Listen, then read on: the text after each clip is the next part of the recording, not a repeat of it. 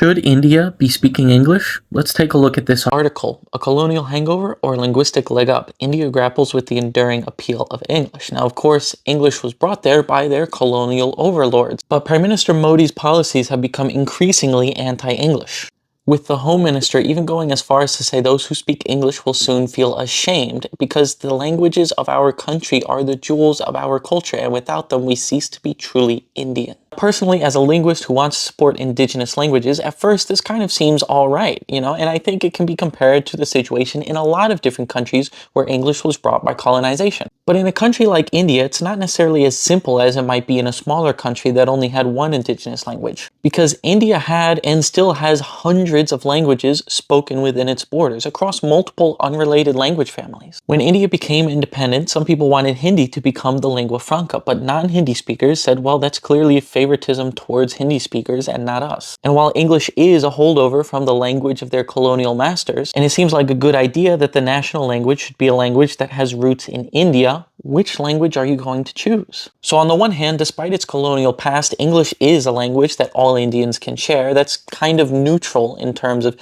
not showing favoritism towards one section of India. And it's also increasingly the international language. They need it for a global commerce, a global economy. They need it to compete with other countries. Rahul Gandhi, the leader of the opposition party, says English is not a barrier but a bridge. It's not shame, it's strength. But then you also have the challenge of supporting the local Indian languages and their history while also maintaining your English fluency. And while many, especially from the Hindi majority, might see it as a good thing to use Hindi as the national language, a lot of people don't like that. So similar to how English was imposed upon India, a lot of other Indians who speak other languages see the government as imposing Hindi on their various cultures now. So there are no easy solutions to this problem, but if there are any Indians watching this video, please let me know what you think.